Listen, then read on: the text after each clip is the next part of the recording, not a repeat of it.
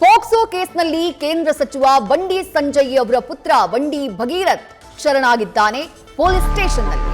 High court ನಿರೀಕ್ಷಣಾ ಜಾಮೀನು ನಿರಾಕರಿಸ್ತಾ ಇದ್ದ ಹಾಗೆ ಪೊಲೀಸ್ ಸ್ಟೇಷನ್ಗೆ ಬಂದು ಸರೆಂಡರ್ ಆಗಿದ್ದಾನೆ ಬಂಡಿ ಭಗೀರಥ್. ಕೋರ್ಟ್ ಜಾಮೀನು ನಿರಾಕರಣೆ ಮಾಡ್ತಾ ಇದ್ದ ಹಾಗೆ ಸೀದಾ ಪೊಲೀಸ್ ಸ್ಟೇಷನ್ಗೆ ಬಂದು ಶರಣಾಗತಿಯನ್ನ ಮಾಡಿಕೊಂಡಿದ್ದಾನೆ. 17 ವರ್ಷದ ಅಪ್ರಾಪ್ತ ಬಾಲಕಿಗೆ ಲೈಂಗಿಕ ದೌರ್ಜನ್ಯ ಕೊಟ್ಟಂತಹ ಕೇಸ್ನ ಅಡಿ ಪೋಕ್ಸೋ ಸೆಕ್ಷನ್ಗಳ ಅಡಿ ಈತನ ವಿರುದ್ಧ ಕೇಸ್ ದಾಖಲಾಗಿತ್ತು. ಕೇಂದ್ರ ಸಚಿವ ಬಂಡಿ ಸಂಜಯ್ ಕುಮಾರ್ ಅವರ ಪುತ್ರ ಬಂಡಿ ಭಗೀರಥ್ ವಿರುದ್ಧ ಪೋಕ್ಸೋ ಕೇಸ್ ದಾಖಲಾಗಿತ್ತು. ಬಂಡಿ ಸಂಜಯ್ ಅವರು ಕೇಂದ್ರದ ಗೃಹ ಇಲಾಖೆಯ ರಾಜ್ಯ ಸಚಿವರು. ಅವರ ಪುತ್ರನ ವಿರುದ್ಧ ದಾಖಲಾಗಿದ್ದಂತಹ ಈ ಪೋಕ್ಸೋ ಕೇಸ್ ದೇಶಾದ್ಯಂತ ಸದ್ದು ಮಾಡಿತ್ತು. ವಿರೋಧ ಚರ್ಚೆಗಳಿಗೂ ಕೂಡ ಕಾರಣ ಆಗಿತ್ತು.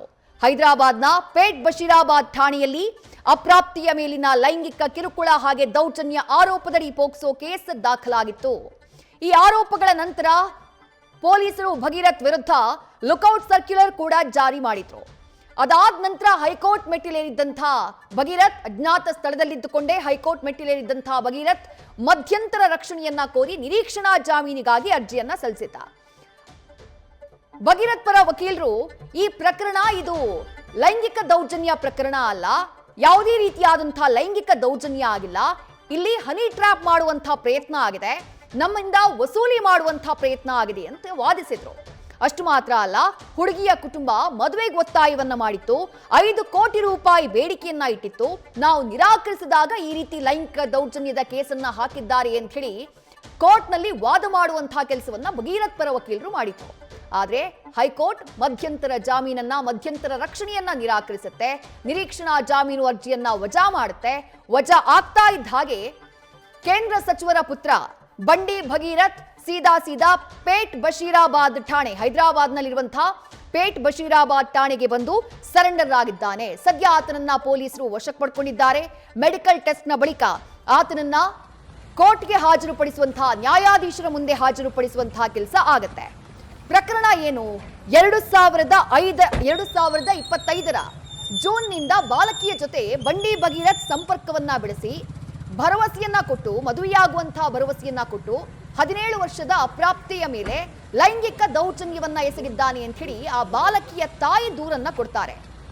ಆ ದೂರನ್ನ ಆಧರಿಸಿ ಪೋಕ್ಸೋ ಕೇಸ್ ದಾಖಲಾಗಿತ್ತು. ತಾಯಿ ಹೇಳೋದೇನು? 2025ರ ಡಿಸೆಂಬರ್ 31ರಿಂದ 2026ರ ಜನವರಿ 1ನೇ ತಾರೀಕಿನವರೆಗೆ, ಅಂದ್ರೆ ಆವತ್ತು ನಡೆದಂತಹ ನ್ಯೂ ಇಯರ್ ಪಾರ್ಟಿ ಏನಿದೆ, ಆ ಪಾರ್ಟಿಯಲ್ಲಿ ಅಪ್ರಾಪ್ತಿಗೆ ಮದ್ಯಪಾನ ಮಾಡಿಸೋಕೆ ಯತ್ನಿಸಿ ಆಕೆಯ ಇಚ್ಛೆಯ ವಿರುದ್ಧವಾಗಿ ಆಕೆಯನ್ನ ಅತ್ಯಾಚಾರ ಮಾಡುವಂತಹ ಕೆಲಸವನ್ನ ಮಾಡಲಾಗಿತ್ತು ಅಂತ ಹೇಳಿ ತಾಯಿ ಆರೋಪವನ್ನ ಮಾಡಿತು. ಬಹಳ ಕಠಿಣ ಸೆಕ್ಷನ್ಗಳನ್ನ ಭಗೀರಥ್ ವಿರುದ್ಧ ಹಾಕಲಾಗಿದೆ. ಅದಾದ ನಂತರ ಪೊಲೀಸರು ಈತನಿಗಾಗಿ ಹುಡುಕಾಟವನ್ನ ನಡೆಸ್ತಾ ಇದ್ರು. ತೆಲಂಗಾಣ ಸರ್ಕಾರ ಪ್ರಕರಣದ ತನಿಖೆಯನ್ನ ಚುರುಕುಗೊಳಿಸೋಕೆ ಸೂಚನೆಯನ್ನ ಕೊಟ್ಟಿತ್ತು. ಇದೆಲ್ಲದರ ಬೆನ್ನಲ್ಲೇ ಈಗ ಶರಣಾಗತಿಯಾಗುವಂತಹ ಕೆಲಸ ಬಂಡಿ ಭಗೀರಥ್ ಕಡೆಯಿಂದ ಆಗಿದೆ. ಕೇಂದ್ರ ಸಚಿವರು ಪತ್ರಿಕಾ ಪ್ರಕಟಣೆಯನ್ನ ಹೊರಡಿಸಿದ್ದಾರೆ. ಕಾನೂನಿನ ಮುಂದೆ ಎಲ್ಲರೂ ಒಂದೇ, ಹಾಗಾಗಿ ನನ್ನ ಮಗನನ್ನ ಸರೆಂಡರ್ ಆಗೋದಕ್ಕೆ ನಾನೇ ಸೂಚಿಸಿದೆ. ನನ್ನ ಮಗ ನಾನು ತಪ್ಪು ಮಾಡಿಲ್ಲ ಅಂತ ಹೇಳ್ತಿದ್ದಾನೆ, ನನಗೆ ನ್ಯಾಯಾಲಯದ ಮೇಲೆ ನಂಬಿಕೆ ಇದೆ ಅಂತ ಹೇಳಿ ಕೇಂದ್ರ ಸಚಿವರು ಪತ್ರಿಕಾ ಪ್ರಕಟಣೆಯನ್ನ ಹೊರಡಿಸಿದ್ದಾರೆ. ನ್ಯೂಸ್ ಫಸ್ಟ್ ನಿರ್ಭೀತಿಯಿಂದ ನಿಮ್ಮ ಪರವಾಗಿ.